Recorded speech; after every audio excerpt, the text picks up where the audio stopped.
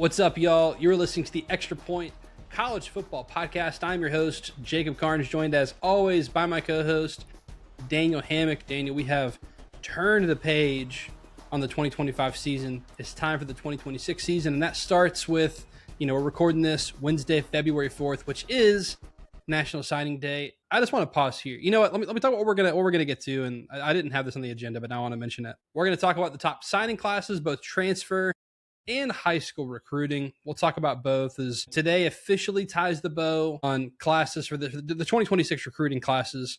We'll talk about talent parity. Do we have more parity than we did a decade ago? What about talent separation, the Big Ten and the SEC? We'll talk about some coaching changes, how that has affected recruiting, such as Lane Kiffin's first class at LSU. NIL strategies. Obviously, this is a huge part of recruiting now, as paying players is just legal. So talk about rev share, NIL, different schools using different strategies, who's spending the most efficiently, what players are getting paid the most this recruiting class, what players do coaches feel like are a bust, some good stuff from Pete Nakos there. Daniel, I do want to start here, though. National Signing Day used to be special. It's a shame we're sitting here that nothing's happened today. I mean, I remember I never called out from school on signing day. But, by the time I was in high school, I had a smartphone. And so you best believe, I remember specifically, I had a kid in my class, I'm a Georgia fan, kid in my class who's a big South Carolina fan, who would make the rooster noise all the time, would just see me in the hallway and make the rooster noise. Oh my goodness. Really obnoxious. But wow. I remember Clowney committing and him being beside himself. I remember Isaiah Crowell committing. I remember watching that at school as a Georgia fan, holding to the Bulldog. That was elite. This used to be special, Daniel. They've taken a special day from us. When I was in high school, Jacob, which was only 5 years prior to you, we did not have smartphones. No one did. No one did. We had cell phones, amazingly. We could text, but you had to be quick with your thumbs. What my tradition, my granddad would always give me the sports page. I would always bring that. That was every day.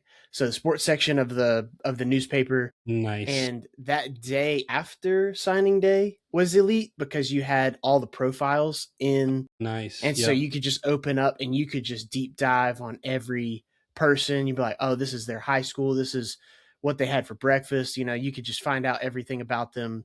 This is before, we're really and so I feel old, but that was definitely hey, we always would gather around. I'd come in with that one, and that was a hot issue. Everybody at the lunch table would be gathered around wait, read this guy. Tell me this guy, so it was special, man, and it's not anymore. Early signing day started this process, and then I think the transfer portal kind of sealed the process. And, NIL, I guess, has sprinkled that in where commitments and signatures don't mean as much. There was a time when, enrolling early, they still would have signing day after these players would enroll early. You have more and more push for that. But yeah, it's just not as special. It's not the same day in the calendar that it was. I wasn't necessarily thinking about high school, but one of my, jobs right after, in high school and then afterwards, I ended up being able to work from home on Wednesdays to do a work schedule. So part of that would be, National Signing Day was always a Wednesday. So that day was extra special because I could just watch all the coverage all day while I was working from home. So it was special. But that is special, dude. They took it from us, but we'll still talk about it. Daniel, our top 10 high school classes, according to the On3 industry rankings, USC at 1, followed by Notre Dame, Oregon, Ohio State, Alabama, Georgia, Texas A&M, Miami, Tennessee, and Texas. Our transfer top 10 classes, according to On3, we've got Indiana, followed by LSU, Texas Tech, Texas A&M, Louisville, Virginia Tech, Houston, Arkansas, Notre Dame, and Texas. Daniel, any classes stick out to you as special? Are there any surprises that stuck out to you as you're looking at the rankings of teams, or any classes that you're like, man, this, I like this class? Obviously, USC, number one class, but any classes that stick out to you as special or surprising? Yeah, it's funny because if you're looking at like a team, team talent composite, team rankings, Alabama is number 2. But if you look at their class breakdown, Jacob, they've got as many 3 stars as they do 4 and 5 stars. So if you're doing some quick math at home for blue chip ratio reasons, they recruited a 50% clip of for their blue chip ratio, but their class is still very highly rated. That's not to diminish their class. They obviously got some good, 4 stars and 5 stars, but there's a lot more 3 stars being taken in the high school ranks. So just wanted to point that out. USC is impressive. They also signed 36 players. Like most of the time when you sign a bunch of players, they do have a good, they've got, several elite recruits. I'm not, diminishing that. Honestly, the player I'm most excited about for them, I think, is Mark Bowman. Yeah. I think that, he's getting a lot of Brock Bowers comparisons, rightfully so. I think same, area of the country and, size profile. And I think the way he plays the game. So a lot of people are excited about him, seeing him potentially in that Lincoln Riley offense. A couple of guys that I'm interested in are actually Oregon. So Oregon, they're third on the composite on our list here that we're looking at. They're third. So Jet Washington, safety out of Bishop Gorman. I mean, dude, he's a 5-star. He's 6'5", 215. So you look at him projecting, he could be like a big time. I just think I'm just mentioning guys that I think we're going to hear about the next 3 years in college football. Anytime you watch a college football show, you're going to see them on the highlights. Mark Bowman, I think he's going to be all over the highlights for USC. For Oregon, I think you're going to be hearing about Jet Washington. What a great name as well. But he's being that huge safety, I think he's going to be at the top of NFL draft boards in a few years. Also, Oregon always had these guys that were just like great running backs that I feel like were hybrid wide receivers. That were small bodies. Tredarian Ball, go look up. Tredarian Ball out of Texas High School in Texarkana. This guy's like 5'8", 5'10", something like that, 175 pounds. He had like 1,200 receiving yards this year as a running back. So, like, he's one of those guys that's just going to be, he's like a 10, 500-meter guy. Anyways, I think Oregon got some guys that are like traditional Oregon players, and Lanning got his big defensive guy, Jet Washington. So anyways, I like that class. And then just a shout out for Ohio State, Chris Henry Jr. I was going to call him out. Yeah. Ohio State got a wide receiver. Oh my gosh. Whoa. But him being a legacy, Chris Henry Sr. played there. It's just like, that's really cool to see. So anyways, I like that. One of my bosses at work is a big Ohio State fan. So he actually brought up Chris Henry Jr. to me like a month ago and was very excited. And I'm like, dude, we still have college football playoff. Why are we talking about this? And he's like, oh man, you don't understand what he means to us. So this is a big one for their fan base. Like bringing his son in, bringing Junior in is really cool. So and to close the deal on him without Heartline, which we'll get to coaching changes, but I know that was up in the air for a little bit after he left, of course. And that was a good one. Speaking of players that I feel like fit the school, Notre Dame's put together a heck of a class, and Rodney Dunham, edge player to Notre Dame, and then Ian Premer tight end. I think like big edge defensive lineman, big tight end, just like that fits Notre Dame. Classic Notre Dame. I'll add this too, as far if you go by average rating for the classes, your top 5 are Oregon, Ohio State, Alabama, USC, Notre Dame. So still the same top 5 schools that have the top 5 classes, just in a little bit different order if you're going by average player rating for those recruiting classes. LSU jumps from 12 to 7 when you filter it that way. So I think that's impressive too. Another player that just, again, fits what that school produces, Aiden Prothro to Georgia. Again, big tight end, 6'5.5", 215. He'll probably put on 10, 15 pounds at Georgia. I don't know what he'll play at, but I imagine they try to get him up to that 225, if not 240 range. Put some weight on that frame. Justice Fitzpatrick to Georgia. Safety, his brother, right? Of Minkah Fitzpatrick? Yes. Yeah. Okay. I was like, it is a brother, right? Yeah. Younger brother. I think that one's a good fit. And then there was there was a Bama player I wanted to highlight too. Xavier Crowell. I mean, Bama's produced a lot of good running backs, but 5'11", 210, bowling ball running back, and Xavier Griffin too. Bama and Georgia feel like have had a lot of linebackers just come through that smart and Saban defenses, and Xavier Griffin going to Alabama. I know Georgia wanted him too, but yeah, I mean, really impressed with USC. I went to look this up. Like, this is USC's first number 1 recruiting class since, like, I think Pete Carroll. It's been a long time since USC has had a number 1 recruiting class. Yeah, that makes sense because all the Alabama years, and it's coming on the heels of Carroll leaving, so that makes sense. I wanted to ask you a question, Daniel. Okay.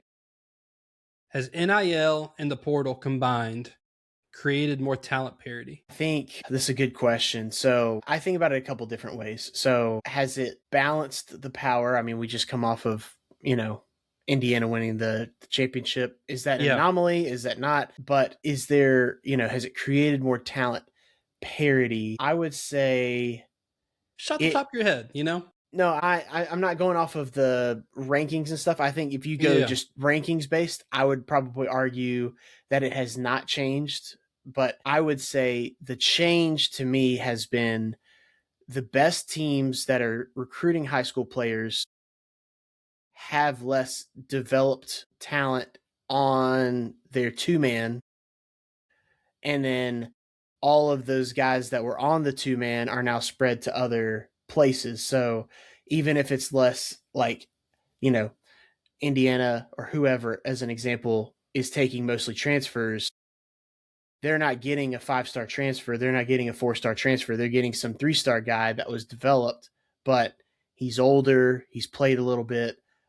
Just these guys are getting more opportunities to play. So I think it has maybe, I don't want to leveled the playing field, so to speak, in some instances, but I don't think that there's actually a metric that would show that as far as rankings go, that it's skewed back a different way. I think there's maybe some teams that were traditional powers that had money that were not closing and are now able to close a little bit better. Texas A&M, Texas, USC, maybe they can close a little better than they used to. Notre Dame, maybe even a little bit. Yeah. So when I asked myself this question, because I'm like, it feels like it, and to your point, I think you hit the nail on the head. It feels like, the Georgias, the Alabamas, the Ohio States that, they have these 5-stars that wait 3 years to play and they're just not going anywhere. I'm like, okay, that's changing. So the portal has changed talent parity and created teams with less depth. Then I sought to answer the question, okay, but is high school recruiting changing? And so here's the data I pulled, Daniel, because I'm like, it is because of, and this is more instead of portal, this is more NIL. Are more schools getting top talent than they did pre-portal and NIL? I just picked a year because I thought about going to the 21 class, but I was like, you're still coming out of COVID. That was a weird year. I went to the 2019 recruiting class. All right. Last recruiting class before 2020 because COVID was weird, and then you've had some weird stuff since. So this is super, I say super, this is definitely before portal and NIL. So kind of like, so the 2019 recruiting class, the top 25 had 13 SEC schools, 8 Big Ten schools, 3 ACC schools, and Notre Dame. 0 Big 12, top 25 classes. Let me asterisk there. I am including current conference structure. Oh, okay. Oklahoma and Texas, SEC, USC, Big Ten, Oregon, Big Ten, etc. Fair. All right. Fair. Just to try to be apples to apples here with this year. The top 6 classes, though, that year, 1 through 6, SEC schools. All right. Important there. Let's just go to this year. Top 25 recruiting classes, 9 SEC schools instead of 13, 7 Big Ten instead of 8, 5 ACC instead of 3, 3 Big 12 instead of 0. So decrease for the SEC, decrease by 1 to the Big 10, increase by 2 for the ACC, increase by 3 for the Big 12, even though, actually, we didn't include Texas and Oklahoma the last time, but increase by 3 for the Big 12. Notre Dame's still in there. And the top 4 classes this year for high school recruiting, all Big Ten schools are Notre Dame. So I think there's been a lot of talk of, and I have more data too. But just that, I think, lines up with the state of college football right now, which is where I feel like the SEC is not really dropping off much, in that I think the SEC is still the best conference if you're going by almost like you're filtering the recruiting rankings by average, like player rating. I think the average SEC team is still the best of any other of the average conferences, right? But I think what you're missing is, I mean, you could argue the best three teams in college football this year were Indiana, Ohio State, and Oregon, all from the Big Ten. And the recruiting rankings are kind of lining up with that. And again, you go to the transfer top 10 this year, 10 are SEC schools, 4 Big Ten, 5 ACC, 5 Big 12, 1 Notre Dame. But again, you have that 2019 top 6 are SEC, this year top 4 Big Ten or Notre Dame. So I'm like, okay, that's kind of aligning with the shift of how college football is going right now. And I think the other 6 in the top 10 were SEC schools, where it's like, man, SEC feels like they have a bunch of 5 through 15 and not a lot of 1 through 3 right now. And at least this year's recruiting rankings line up with that. Here's the other thing, Daniel. Are top talented players going to more schools or the same number of schools? Or where are they going to? So if you go back to the 2019 5 stars, 32 5 stars, all right? 23 of those 5 stars. Excuse me, there was 34 for the 24/7 composite. It doesn't change the rest of these numbers. If you go by the 24/7 composite that year, 25 of the 34 5 stars went to SEC schools. 74% of the 5 stars. 8 went to Big Ten schools. 1 went to an ACC school. 0 to Notre Dame. 0 to the Big 12. 74% going to SEC schools. If you take off those last 2 players, the 33 and 34, which went to an SEC school, percentage goes up. And number of schools that got a 5-star that year, 15. 15 schools got a 5-star of the 32 players. This year, 32 5-stars, 12 to the SEC, or 38%. That is half of 2019. 11 to the Big Ten. That's an increase. ACC has 1. That's the exact same. 12 has 4. That's an increase. Notre Dame has 3. 9% of the 5-stars this year went to Notre Dame alone. 17 different schools got a 5-star player this year, an increase by 2. Which honestly, there were more schools that got a 5-star in 2019 than I was expecting. But I'll just say this: that's one data set. You can manipulate data to do whatever you want. But I did start with, I'm just going to go to 2019 and see. And I think it's interesting that the SEC hoarding talent, especially top talent, has definitely been not the narrative, it's been the truth for the last decade plus in college football of the best players are going to the SEC. At least if we're going by this year's recruiting class, it is more spread out and it's almost even with the Big Ten, but there's still a huge gap between the SEC and Big Ten and everybody else, which again, I just feel like this year's recruiting class is a great snapshot of where our sport is in 2026, which I thought was interesting. I think it's lining up. And more schools getting a 5-star. Houston got a 5-star. Utah got a 5-star player this year. BYU got a 5-star player this year. So I think it's really interesting of the state of the sport and looking at how things played out over the last 2 years and also looking at recruiting rankings now and saying, I think there's a little bit of correlation, at least at the surface. And I haven't gone further than that. It took me about an hour to get all that. Yeah. In that hour, I was kind of like, not, I guess, kind of surprised by the data, but I just thought that was interesting and wanted to talk about it. Yeah. I mean, some people are asking, did Brian Kelly break the SEC? He left Notre Dame because he couldn't recruit at that level. Now Notre Dame is recruiting at that level. That's right. And then he broke the SEC when he came here. He beat Alabama, but then, was hot dog water ever since. So for BYU, was it Joseph Smith the 4th? Was that their? Was that see who it was? Hold on. Is that their 5-star? I do not think it was Joseph Smith the 4th. I can say that. Okay. Just checking. Was it BYU? Okay, maybe it wasn't BYU. Now I feel foolish. Now I was looking at something else with BYU. It wasn't BYU. Okay. Maryland is the other surprise one. Okay, I mean, Houston, Vanderbilt, Maryland. What's another surprising one? Texas Tech and Utah all signed 5-stars. Which I think if you had said that in 2019, very surprising. It is surprising. Yeah, it's one of these things where I think that you're definitely looking at a different data set. These guys are moving around more. It's interesting. It definitely feels that way. It kind of goes back to what Nick Saban said a few weeks ago that he kind of got some heat for, but he was like, well, of course NIL is helping the Big Ten because you wouldn't want to go play in the cold if you're not getting paid to do it. And he's like, you'd have to pay me to go there, which some people took as a jab. Some people took as, he's being sour grapes because he's an SEC guy. But I mean, truthfully, reason geographically that the SEC was so dominant, obviously their people care more. The fan bases care more. So it's a bigger deal. It does just mean more. But the accumulation of players, the best players lived in the SEC footprint.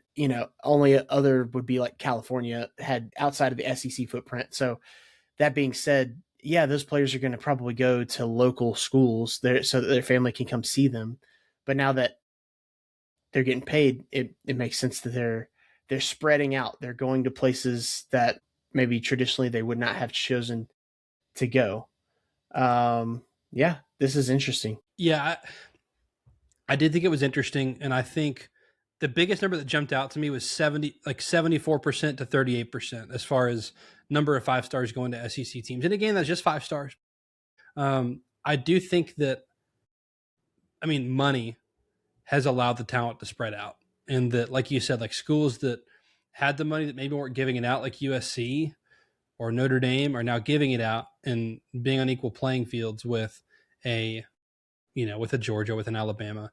I'm curious the next 5 years looks like. Well, one, if anyone can for certain tell me what the sport's going to look like in 5 years, I'll still call you a liar. But yeah, I'm curious that, if things were to stay the same, what they won't. What would the next 5 years look like as far as, you start to see schools overpay people, and like, does the market correct itself? Because there's definitely schools that are, there is no salary cap, and, no one's playing by the rules. So does the market still correct itself, or is, I'm not just saying, look, it's legal, so keep doing you, Texas Tech. But or is Texas Tech just going to keep being like, blank check, we want to win a championship, we'll spend whatever we want. I'll go here, Daniel, since I mentioned it. Biggest spenders. This is from Pete Nakos. Great article on On3. Check it out. He polled, coaches and GMs. So 13 different people. He asked them who the biggest spender was. 12 of 13 said USC.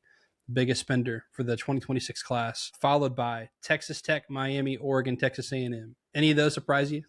The only surprise to me is that Texas is not on the list, because I felt like they were, but I think they're more tradition. Like, they're talking about specifically this season rather than just in general. And high school recruits too, not transfers. Right. Okay. Because I know they spent on transfers. Yeah. So, but no, all of these people have money. I'm looking at oil money. I'm looking at Nike money. I'm looking at cartel money. I was like, what do you call Miami? Yeah. And yeah, I'm looking at that Southern Hollywood California money. Sweet money, that Hollywood money. Yeah. So yeah, no, that checks out. So yeah, there's 2 oil monies on here in case you're keeping track. That's right. 2 oil monies. They also asked who's the most efficient in spending their money. The most common answer was Georgia as the most efficient, getting the best bang for your buck for these players. Other teams mentioned Vanderbilt, Georgia Tech, Alabama, Washington. And Georgia Tech was my surprise there, Daniel. Yeah, that's surprising. Also, yeah, so I think all of these to me scream proximity, except Washington. But I do think Washington's like they're astute. They always seem like they're ahead of the curve as far as they seem like they're smart with their resources in general as a program. So that doesn't necessarily surprise me. They make good coaching hires, stuff like that. But Alabama, Georgia, they're kind of cut from the same cloth. I would put Georgia Tech and Vanderbilt kind of together as well. But you think they're all in the Southeast, specifically in, that deep South area. You've got Nashville, Atlanta, and Birmingham, Tuscaloosa, whatever, for Alabama. But all of those kind of make sense from being able to get players because they're local or that they have some sort of a heritage there. I think Vanderbilt and Georgia Tech are more benefiting from their location. I think Georgia and Alabama, maybe from their tradition, are more efficient because where they can spend less because of the name and they can have people earn it. Georgia Tech and Vanderbilt maybe can go discount shopping because of their location to players. Well, that, and I think proven proven winner and developer of talent too. Of like, hey, we can get you to the NFL. We're not going to overpay. That makes sense. Come play here and get to the NFL. Highest paid recruits: Jackson Cantwell, Jared Curtis, Mark Bowman. According to Pete Nakos, Mark Bowman, the highest paid non-quarterback or offensive tackle so far for high school recruit. Dude is a stud, and he's going to show that. What's funny is, Jacob, you know this without me even saying it, but because we follow Georgia very closely, we are Georgia fans. All three of these were either committed or rumored to commit to Georgia prior to accepting a huge bag. Mm-hmm. And a lot of fans use that as a crutch anytime any player commits. And I would not, Georgia, for whatever, they're on the most efficient list. They're not on the big spender list. And then you look at the highest paid recruits, it's like, well, if they were on the big spender list, those three would probably be wearing red and black in the fall. I think, Georgia has a different idea. There's a couple of teams that I feel like have a different mindset when it comes to NIL, and those things might shift. And you mentioned no salary cap and how we're not going to know what's going to happen in the next 5 years. The rev share thing went into effect last year in August, but I don't know if there's going to be any sort of enforcement over time, if things, like you said, potentially market correct for the NIL portion of this, if rev share will play a bigger role. If it does, it's going to benefit the haves and not the have-nots. So you could see these things swing back. But yeah, all those three players do not surprise me. They all came with a lot of fanfare. A big price tag usually follows with all of that. Right. No, you're right. I'll add this one. They were asked, what was the dumbest use of money? Felix Ojo to, oh goodness, now I'm going to forget where he committed to. Hold on. Ohio State? Is that it? This is a great. Wait, hold on. No. Texas Tech. Off the tackle.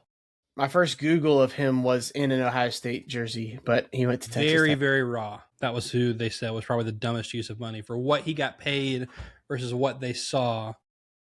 That was the answer there. Yeah, good stuff from Pete Nakos.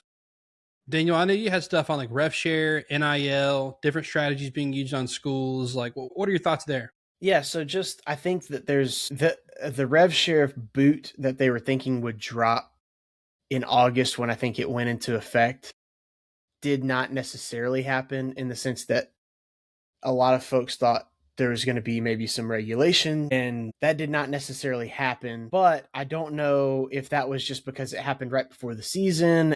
With the train is already off the tracks, maybe there's something going forward, or I don't know the specifics. I'm not a lawyer. I'm not, anything like that. But I do see, we saw today, Georgia announced, a new, more or less aligned NIL group.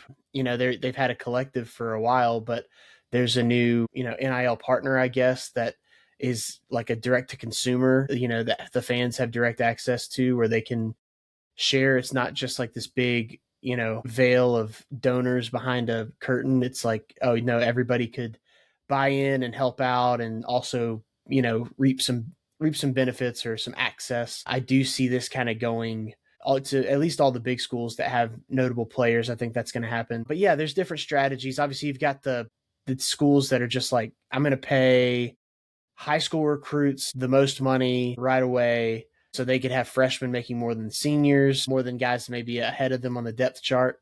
You've got other schools that are like, I'm going to only pay for transfers. And you've got teams that are still like trying to build it the old way and then pay for performance on the field. Those are like the ones that we mentioned are more in the, like Georgia and Alabama, more on the more efficient side, where they're going to try to pay players that have been there, done that, and have won games, and they're going to try to more of like player retention. So if you think about it in the sense of like the NFL, I like to think about it that way because they keep trying to make this the NFL, but obviously your transfers are all your free agents. All of the high school recruits are like your draft picks. Well, player retention is a big deal. The longer you have players that you draft on your roster, the probably more successful you are, probably the lower cost you're going to have.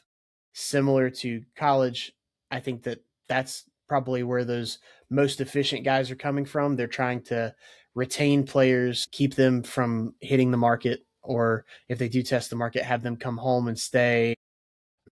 So it's, jury's still out on what is the best way. There may be a situation where you're going to just have kind of this chaos for a while where some teams do it one way, other teams do it another way. They both exist in the same sport, and sometimes this one wins and sometimes that one wins. And, that's your parity that you're expecting. So it's just intriguing to me that that exists, and we'll see how this rev share thing continues. I think, the return of the video game was all really big for a lot of us, that were playing it, but there's stuff that goes on with that. There's rev share that's going to go on with what, each athletic program, makes, every week, every home game, throughout the year. Merch sales has already been part of that. So I don't know. We're going to see how all these different strategies kind of align long term. But in the interim, it does make for some crazy chaos where it's, we talk about there being two different sports being played with like the group of 6 and the power 4. This is almost like two different sports being played when it comes to how you're building out your roster. So just something I've had my eye on. No, I think that's good. And I think, I'm interested to see how it plays out and if there's any change to how it's governed and enforced. Well, we will see. Daniel, there were some coaching changes this year. I mean, one that jumps out as far as, obviously with the portal, your first class is, and again, Signetti's ruined this for a lot of coaches. There's no more like, 3 years before we're ready. You got to kind of hit the ground running. And someone I feel like did that well already was LSU and Lane Kiffin. Kiffin's kind of been the portal king to this point anyway. Now he did that again this year. Now he's a Tiger King. Signed a really good high school class too. Again, 12th, but 7th as far as average player rating goes, plus the number 2 transfer class. I thought his class was impressive. What other new coaches and their impact on recruiting did you want to call out, Daniel? Yeah, so we'll talk about a couple of these. Just hit on your point of Lane Kiffin. I mean, he was already like so well thought of as far as being a transfer, guy, getting a bunch of transfers at Ole Miss. Now coming to LSU, that kind of gets amped up. I did look at their transfer class, 40 total transfers. 5 of those are 5-star players or former 5-star players, 13 former SEC players, but 27 were Power 4 transfers.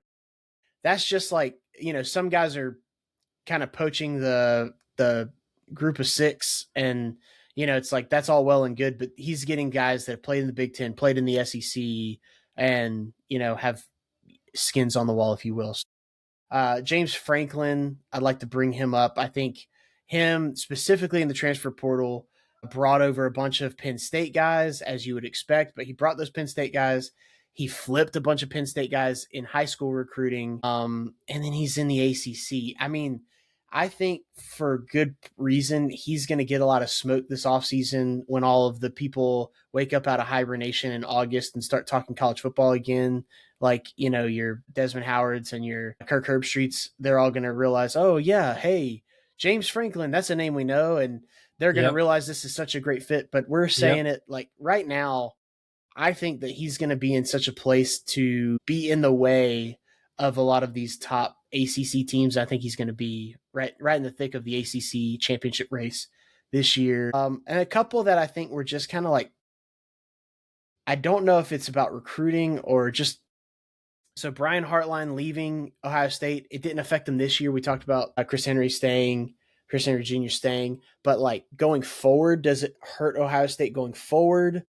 And then the other side of it, does it hurt by being basically a zero-sum game? Those players in South Florida, he's going to start pulling them. He's not necessarily going to get maybe the tip-top guy to go to South Florida, but a lot of those like 4-stars or guys that are thereabouts, he's going to be able to pull those guys that want to stay home and play locally. He's built the trust. That's one thing about high school recruiting, Jacob. You know this. It's all about trust. It's all about those high school coaches trusting the recruiting guys.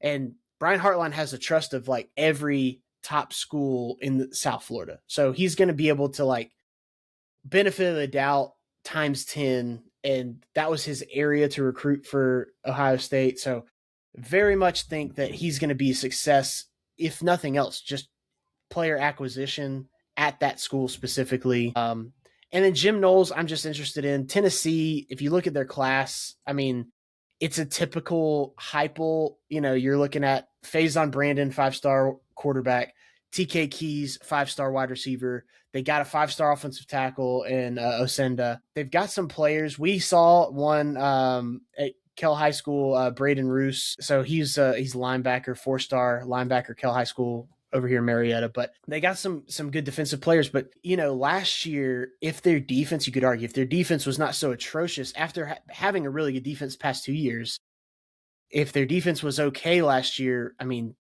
Tennessee's probably in the playoff. They might even play for the SEC championship.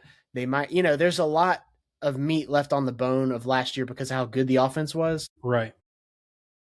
Jim Knowles coming over as defensive coordinator, I think you can't, he's a guy that's fixed a lot of situations he's gone to.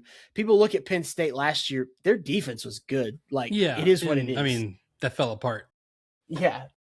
That's not on him. So I think it fell under my radar, to be honest with you, because it happened late in the cycle. It just happened a couple weeks ago. Jim Knowles coming in as DC for Tennessee, but that's a big one. Yeah, Jim Knowles, I think, was a big one. I'm interested to see, too, what Matt Campbell and Penn State. You mentioned James Franklin. Oh, yeah. Campbell brought a lot of the best players from Iowa State to Penn State, and it doesn't look like it if you look at the transfer class rankings, or if you look at, the high school class isn't great this year, but it's almost like an Indiana situation where, what happens when you bring 40 players with you that have already played together for 2 or 3 years? I'm curious year one what that looks like, because I have no doubt Matt Campbell is going to build a program at Penn State, but I'm curious how this recruiting class translates, because this is an interesting one. Same thing with Oklahoma State and Eric Morris, is that his name? From North Texas. Yeah.